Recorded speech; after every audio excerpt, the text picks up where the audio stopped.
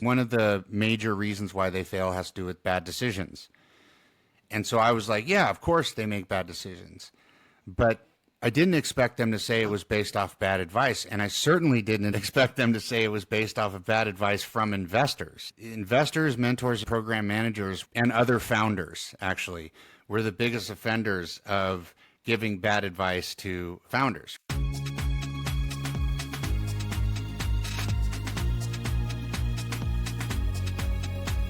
It's time to reinvent. Welcome to the Lessons of Entrepreneurship, the journey of reinvention. I've got an exciting guest for you today, Gregory Shepard. And Gregory has had 12 exits, 4 private equity awards, and he's a published author of the book, The Startup Cycle, the definitive guide to building a startup from idea to exit. I'm excited to have you here. So I'm going to just jump in and say, how do you know you've got a good idea? That's the first question, Gregory. What confirms that you have a good idea is levels of validation, right? So the first level of validation is your vision, right? Refining your vision down to the point that it's laser focused. Then the next thing you do is you go out and you start with advisory boards. So you have an industry advisory board, a customer advisory board, and an acquisition advisory board. Those 3 people, you run your idea past them, and they will tell you what their feedback is on the idea. Most of the time, I don't advise people to say, oh, I have a good idea, and then have somebody else validate they have a good idea. You need somebody from the industry, somebody that would buy your company, and then somebody who is going to be a customer to tell you it's a good idea. Okay, there's layers to this. This is getting exciting already.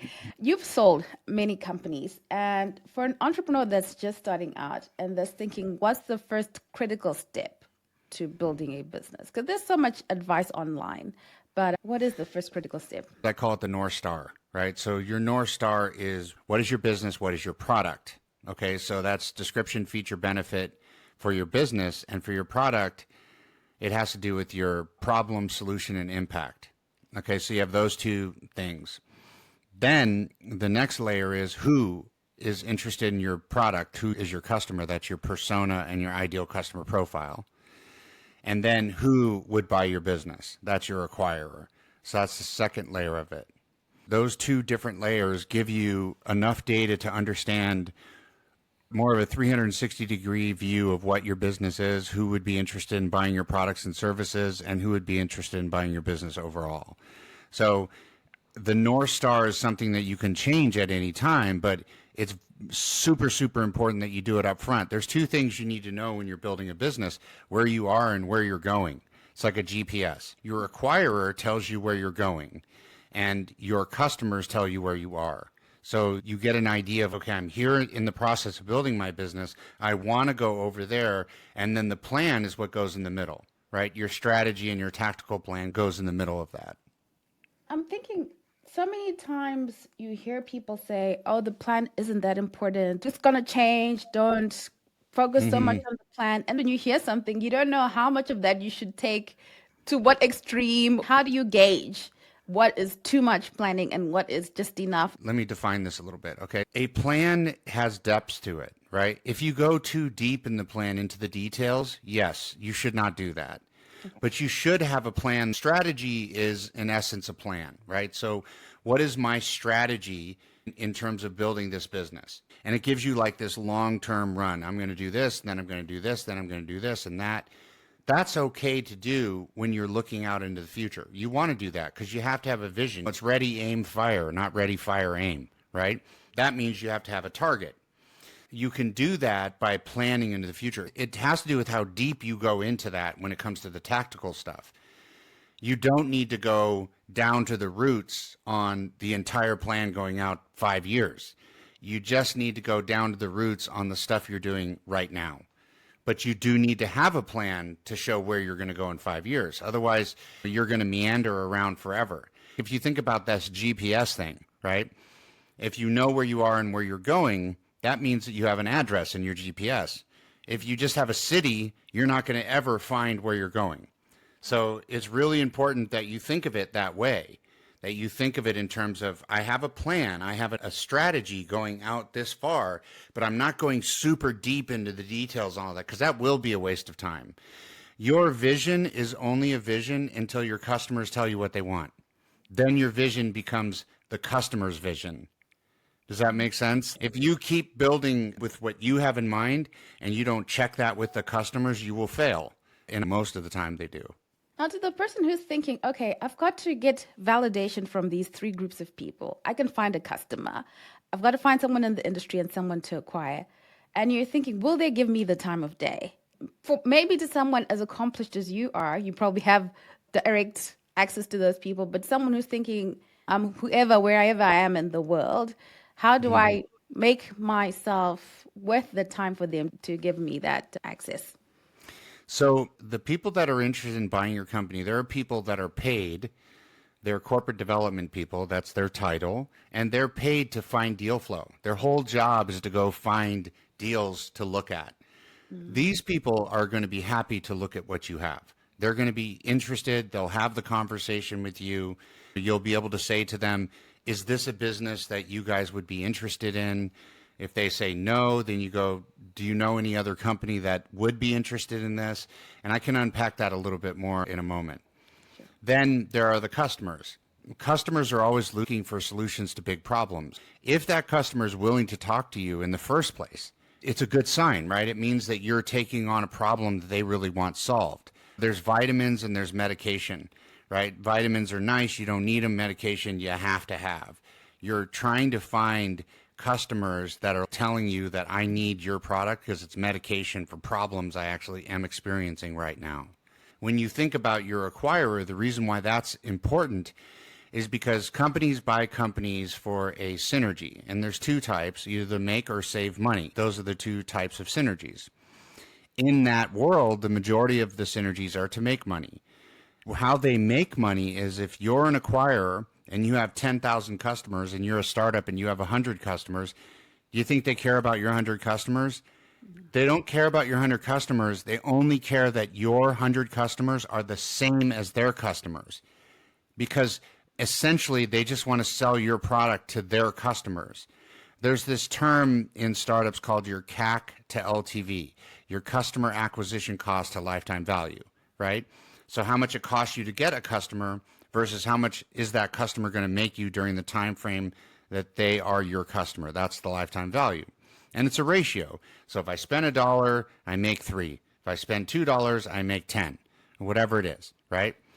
So they have already paid for the customer acquisition cost for the customers they have. What they're trying to do is raise the lifetime value. They do that by buying companies that they can use to sell more products to the customers they already have.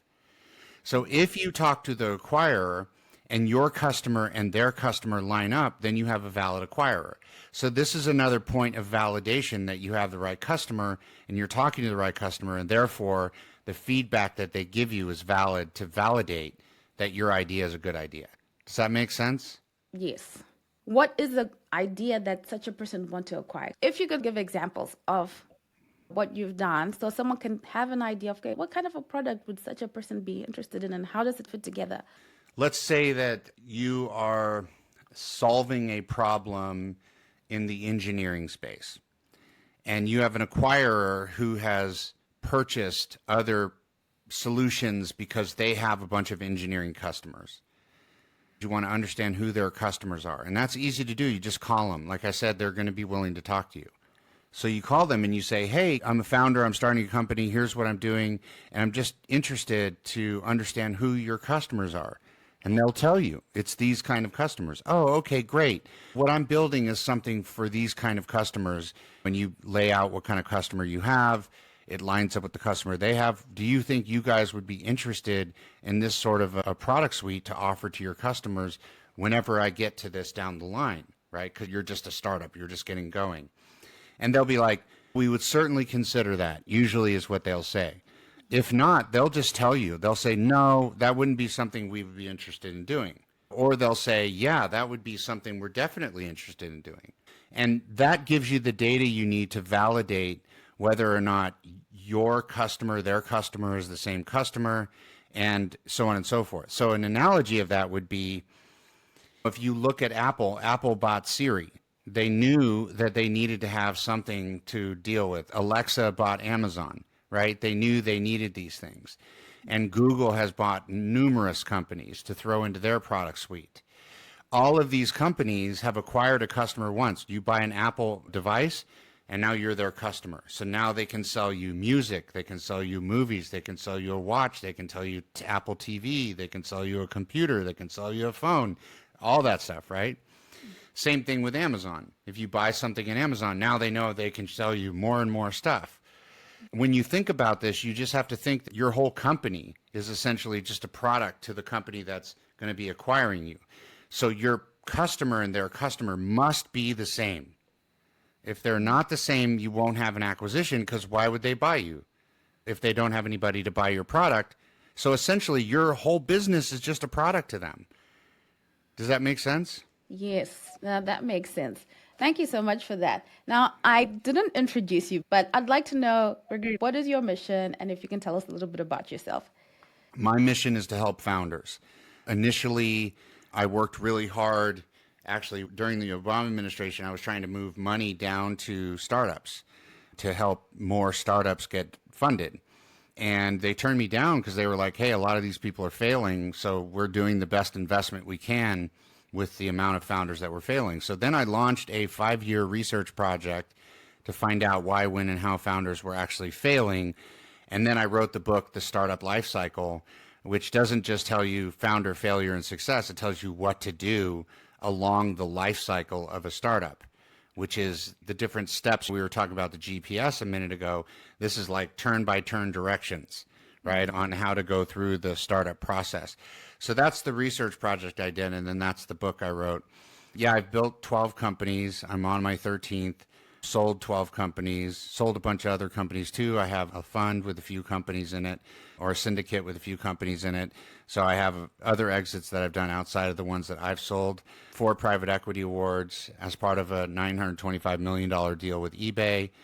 Did a TED Talk. I have a Forbes podcast. I'm a Fulbright scholar. I've got an honorary PhD, and just busy guy doing a lot of stuff. Pretty normal. I came from a background of diverse folks. So foster and adopted family. I have 2 Asian siblings, 2 black siblings, 2 indigenous siblings, and 2 Hispanic siblings. And so I have a passion to help people with wealth equality and environmental impact. So my focus is both social equality and environmental impact. That's why I'm doing this. You've lived a lot. You're still living a lot. Yeah. Yeah, definitely. That's wonderful. You said there was this failing problem when you approached the Obama administration. A lot of times people think our businesses are failing because we don't have access to funding. And then you're saying, no, where there was access to funding, there was still a failing problem. Okay, so then what is it that we're talking about? Yeah, when you do the original surveys and you look at the data out there that has to do with founder failure, I didn't get funded was one of the responses that most people answer, right?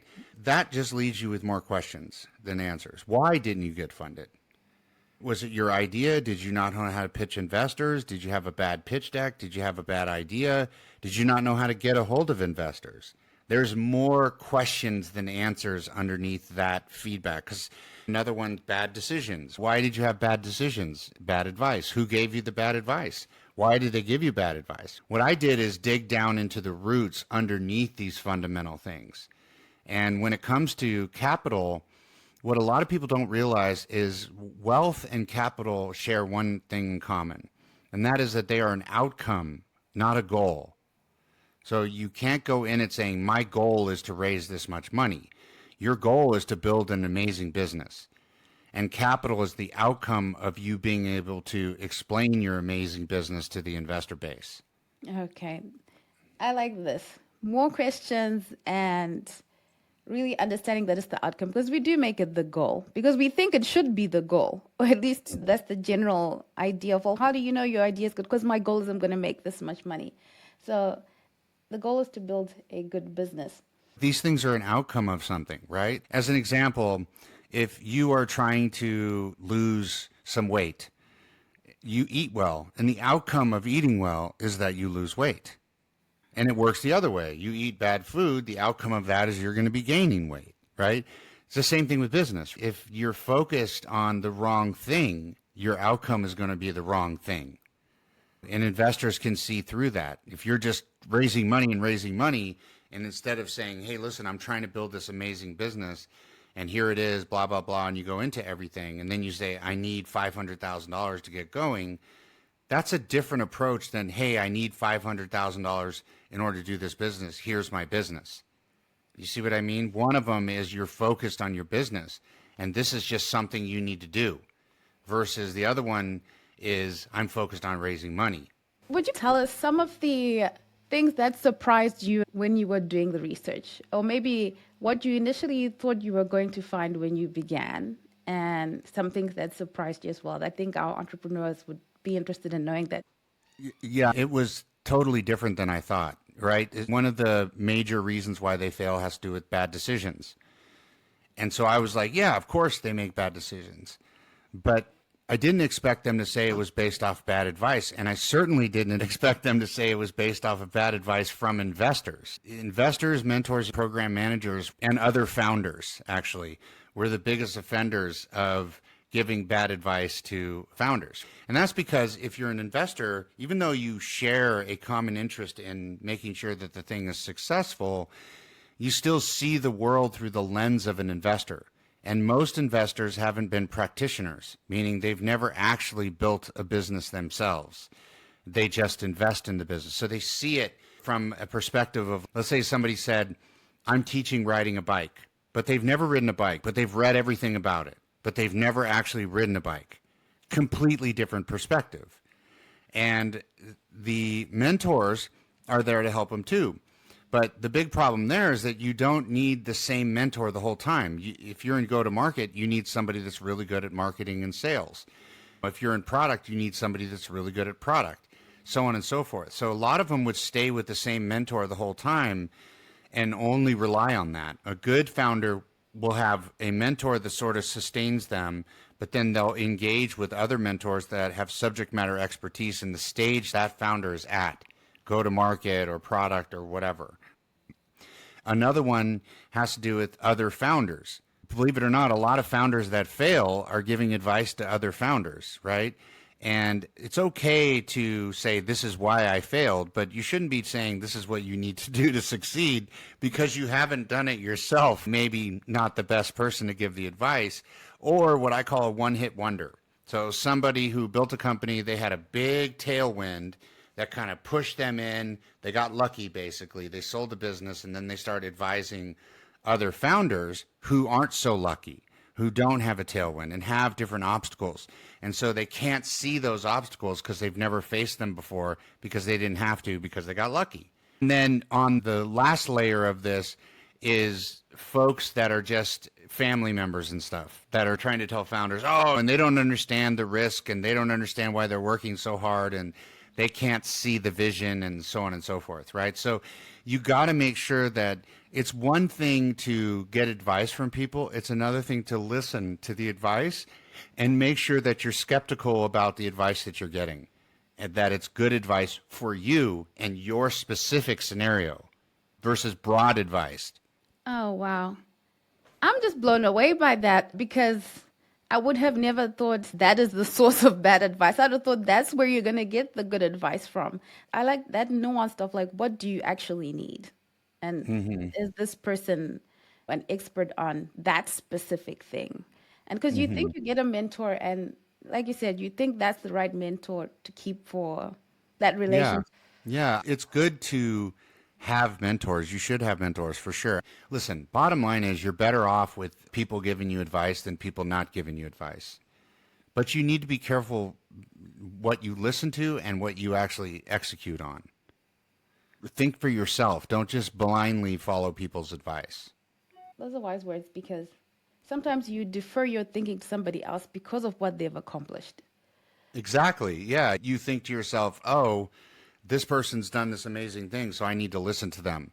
But their advice is going to be based on their own experience, which could be different than your experience. Their advice is going to be based on their business, which could be very different than your business.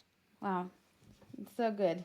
The nature of entrepreneurship is a roller coaster. How do you handle, you've been doing this now, 13th time you're going at it again. How do you handle all those setbacks and failures and bits of success and everything in between. I do a lot of meditation, and I think meditation is really important for founders. I think it's extremely important because it gives you this place where you can stop and think. People always say, oh, I get my best ideas when I'm taking a shower. That's just because you're isolating yourself away from all the distractions and you're just thinking and your mind is clear. That's what meditation does for you. What I do is I do a meditation where I see two timelines, two tunnels. So imagine that you're visualizing two tunnels in your meditation, and they both have light at the end of the tunnel. They're both beautiful tunnels. They look amazing. One of them is your forecasted timeline. This is where you're going to be if you keep doing things the way you're doing them. So you see that and you go, okay, if I do this, then this is going to happen, and you can see the domino effect of what's going to happen. You walk to the end of that tunnel, you see the light, and you see basically what your business is going to look like at the end of that forecasted timeline, whether it be 6 months, a year, 5 years, whatever. The other tunnel is the objective. It's like a manifested timeline. It's what you want to create. And they're not usually the same, right? The direction you're headed right now and the direction you want to head may be two different directions if you're real honest with yourself. So you can change yourself to go with the manifested timeline, the one that you really want.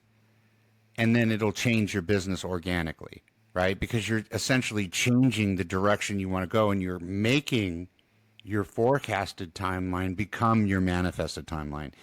During meditation, when your mind is clear, I think that this is a really good way to deal with the stress and anxiety. The other thing, and let's be honest, I have stress and anxiety still. I've been doing this for 35 years, and I've done it multiple times, and I still stress. Stress is the pressure of getting something done, and anxiety is when you get carried away with your thoughts.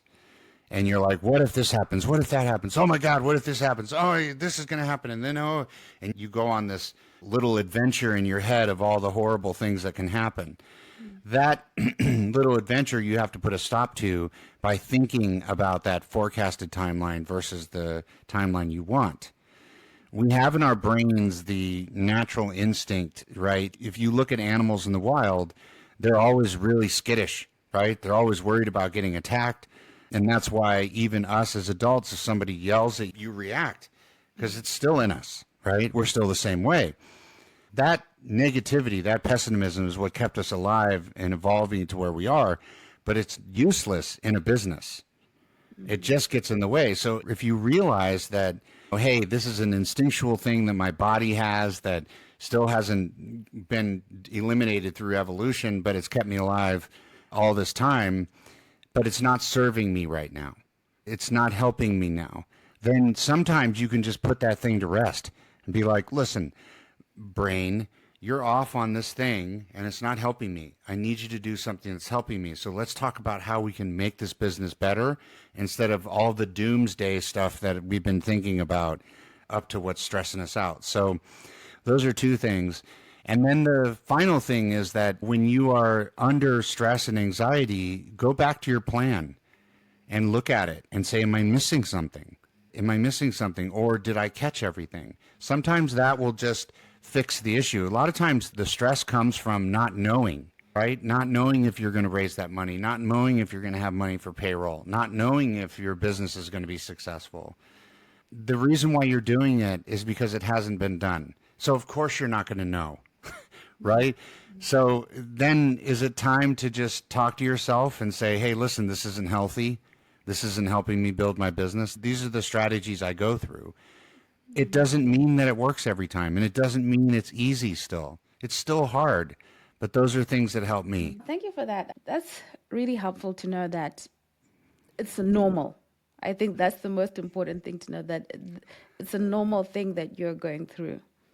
Oh, it's so normal. It's absolutely normal. And think about what are the biggest changes that we have in our life as human beings. Moving, buying a house, moving, getting married, having kids, starting a job, losing a job, or starting a business. Like, these are the hardest things. There's a handful of things that are like really hard to do. And if you're a founder, you're taking on one of them, like head on. Of course you're going to be stressed. I'm interested to know if the 12 exits that you've gone through, Maybe you can tell us a story of something that was really memorable about one of them or one that really sticks out for you.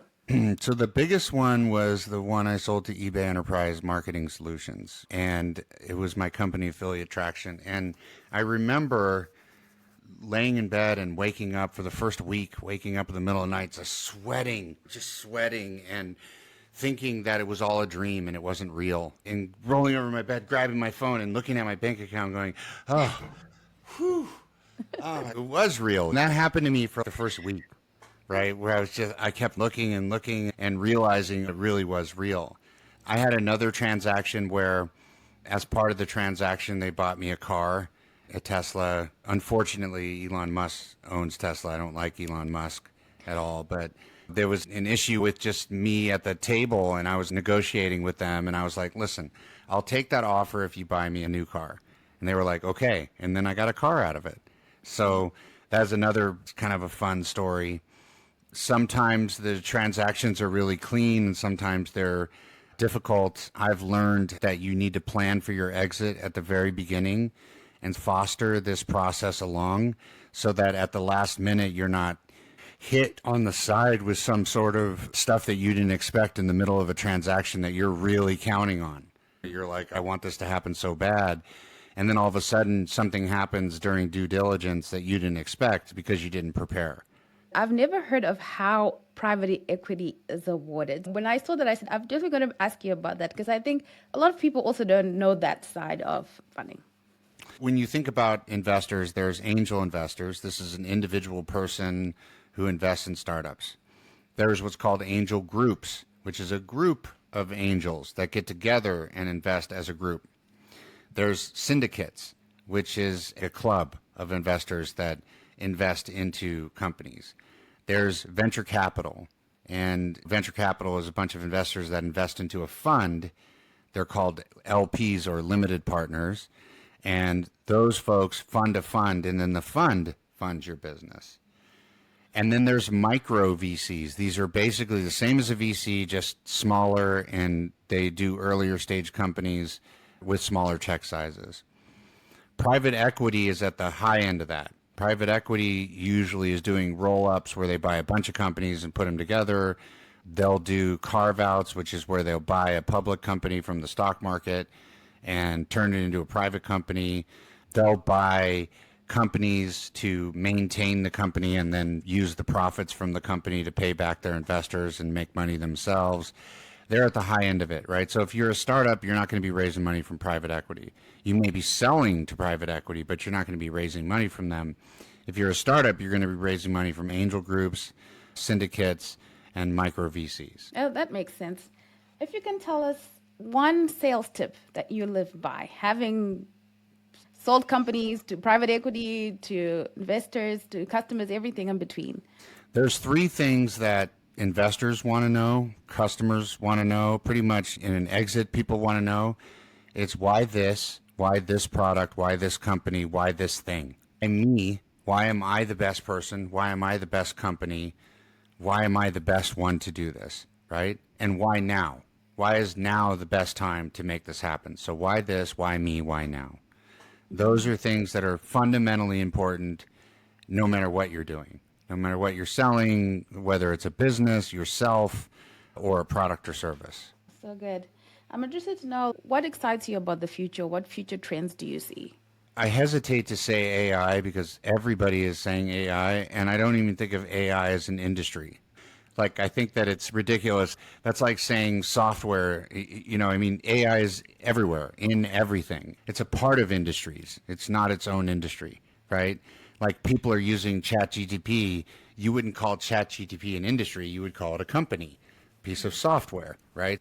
The evolution of the combination of AI and robotics is going to make life for humans fundamentally easier. And what I think is going to happen in the future is that you start to see what happened earlier is you saw the blue collar workers start to have their careers vanish because of robotics, right? So people that used to work at car factories and industrial plants and stuff that went away through robotics.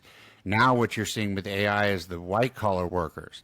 So this is doctors, this is lawyers, This is CPAs and accounting folks, right? Where AI is starting to do a much better job than they could ever do. So what does that mean? The two of them start to compress, and what are we going to do as humans? I think we're going to end up working less hours, making more, and having more leisure time, because everybody's going to need to work, and nobody wants to work as much. So how is the government going to deal with the fact, governments around the world deal with the fact that there are just less jobs for people because of all these different forms of technology? The only way to do it is say, okay, let's work less, right? Why are we working less? Because robotics is doing it, AI is doing it, et cetera, and let's have more leisure time. So I think that's where we're headed.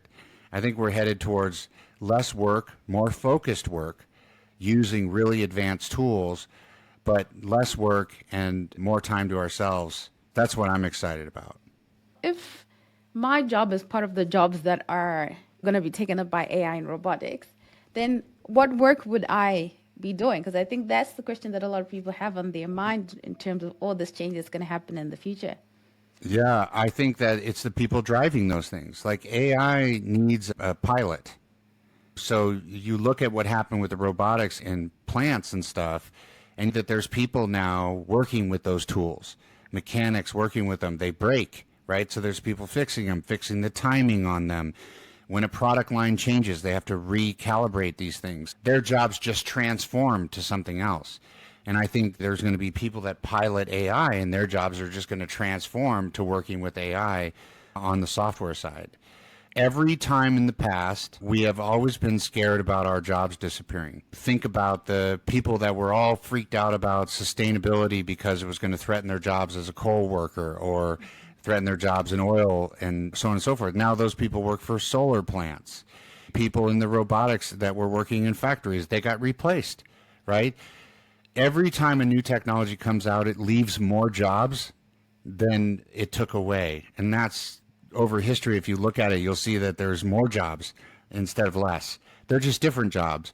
Our challenge as a species is going to be training these people to do these new jobs. Please, to the audience, the book is called The Startup Lifecycle, The Definitive Guide to Building a Startup from Idea to Exit. Thank you so much, Gregory. I'll probably have to listen to this over and over again. So much has been said that's been of great value, and I thank you for your time. If you can go to www.gregoryshepherd.com/author, I'll have that linked in the description. Gregory, where can people follow you? LinkedIn or just on my website, GregoryShepard.com. Oh, thank you so much. Thank you for your time.